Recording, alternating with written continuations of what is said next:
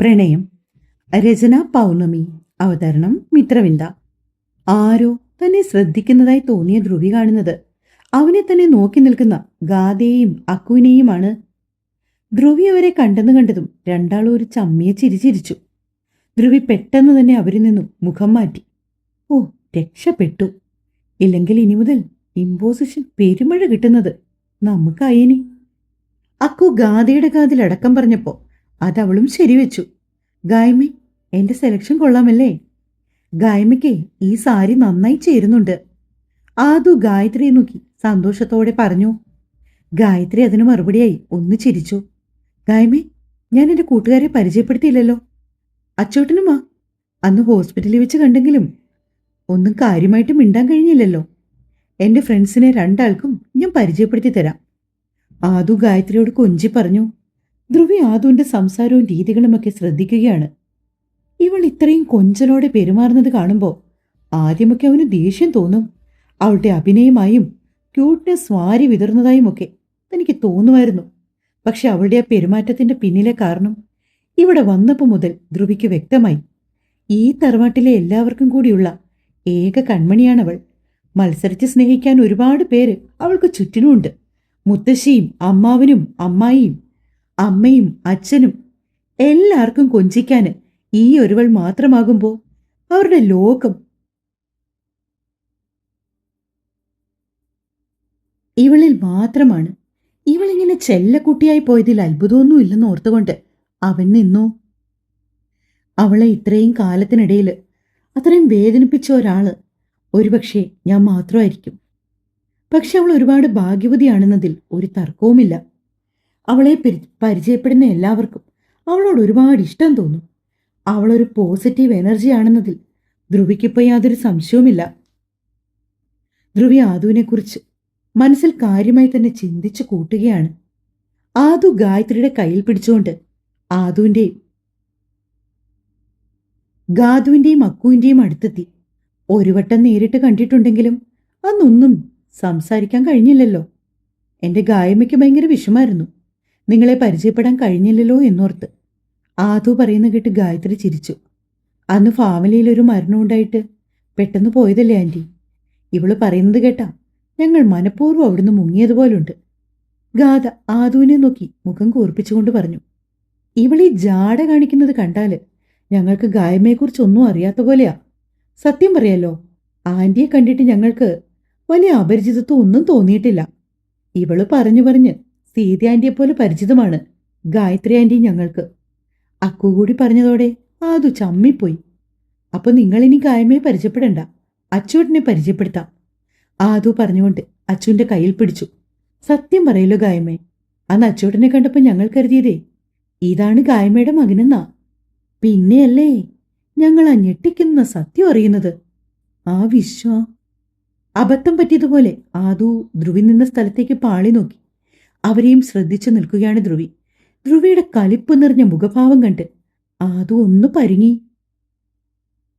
ആദുവിന്റെ മാത്രമല്ല, ഗായത്രിയുടെയും ഗാഥയുടെയും അക്കുവിന്റെയും വരെ കണ്ണുകൾ ധ്രുവിയിലേക്ക് നീണ്ടു.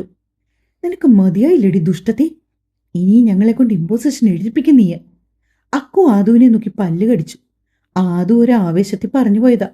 ധ്രുവിയോടെ നിൽപ്പുണ്ടെന്ന സത്യം പാവം കുറച്ചു സമയത്തേക്കെങ്കിലും ആദു മറന്നുപോയിരുന്നു.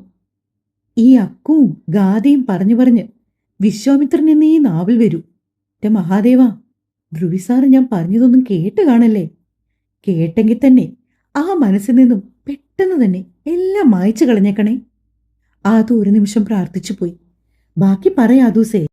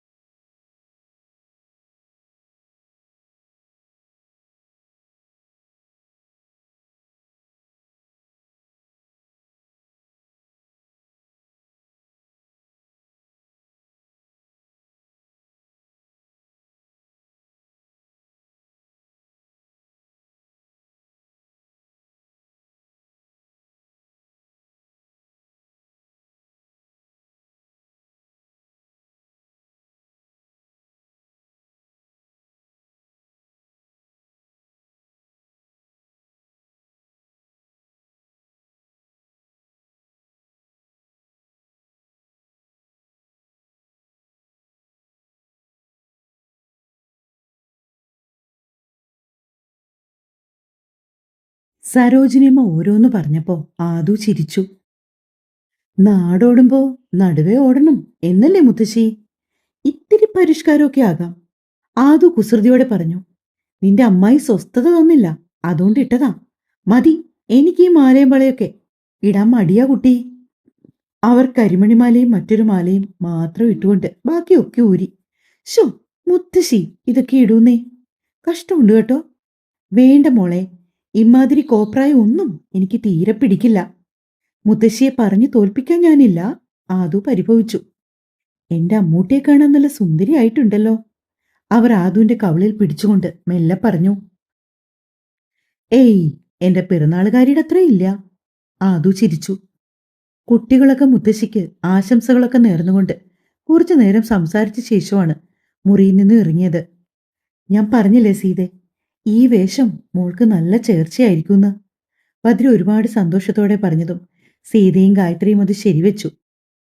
മോൾ ഇങ്ങനെയുള്ള വേഷമൊന്നും ധരിക്കാത്തതുകൊണ്ട് ഇത്രയും ഭംഗി ഞാൻ പ്രതീക്ഷിച്ചിരുന്നില്ല ഏട്ടത്തി, സീത പറഞ്ഞു. പിന്നെ വന്ന അതിഥികളിൽ ചിലരൊക്കെയും മുത്തശ്ശിയുടെ അടുത്തേക്ക് എത്തി. സമ്മാനങ്ങൾ കൊടുക്കുകയും ആശംസകൾ നേരുകയും ഒക്കെ ചെയ്യുന്നുണ്ട്. ഗായത്രി കയ്യിൽ കരുതിയിരുന്ന മോതിരം മുത്തശ്ശിയുടെ വിരലിലേക്ക് ചാർത്തിക്കൊടുത്തു. അയ്യോ, ഇതിന്റെ ഒന്നും ആവശ്യമില്ലായിരുന്നല്ലോ മോളെ, മുത്തശ്ശി ഗായത്രിയോടായി പറഞ്ഞു. ഇതെന്റെ ഒരു സന്തോഷത്തിനാണമ്മേ. സീതയെ പോലെ തന്നെ എന്നെയും കരുതിയാ മതി, ഗായത്രി സ്നേഹത്തോടെ പറയുകയാണ്. ധ്രുവി കുറേ നേരം അവിടെ ഇരുന്നു. ശേഷം അടുത്തിട്ട് ചുമ്മാതെ അവിടെയൊക്കെ നടന്നു കാണാൻ തുടങ്ങി. ആ നാടും തറവാടുമൊക്കെ അവനെ ഒരുപാട് ഓർമ്മിപ്പിച്ചു. കുറേ നേരം മധുരമുള്ളതും കയ്പുള്ളതുമായ ചില ഓർമ്മകളുടെ തേരിൽ അലഞ്ഞു ധ്രുവി. അതിന്റെ ഫലമായി എന്നപോലെ അവന്റെ കണ്ണു നിറഞ്ഞു. ഒരു കാറിന്റെ നീട്ടിയുള്ള ഹോൺ ശബ്ദം കേട്ടതും ധ്രുവി ശബ്ദം കേട്ടിടത്തേക്ക് നോക്കി. ഏറെ പരിചിതമായ ആ കാറ് കണ്ട് ധ്രുവി അമ്പരന്നു പോയി. അടുത്ത നിമിഷത്തിൽ തന്നെ ആ കാറ് ചെമ്പകമംഗലത്തിന്റെ മുൻപിലായി ബ്രേക്കിട്ട് നിന്നു. ഡ്രൈവിംഗ് സീറ്റിൽ നിന്നിറങ്ങുന്ന ആളിനെ കണ്ട് ഇത്തവണ കൂടുതൽ അതിശയപ്പെട്ടു ധ്രുവി. സന്ദീപിന്റെ അച്ഛൻ. അപ്പോഴേക്കും മറ്റു ഡോറുകളും തുറക്കപ്പെട്ടു. കോ ഡ്രൈവിംഗ് സീറ്റിൽ നിന്ന് സന്ദീപും ബാക്ക് ഡോർ തുറന്ന അർജുനും അവരുടെ അമ്മയും. തുടരും. അപ്പോ കൂടുതൽ വിശേഷം നാളെ പറയാം കേട്ടോ. സ്നേഹത്തോടെ നിങ്ങളുടെ സ്വന്തം മിത്രവിന്ദ. Thank you.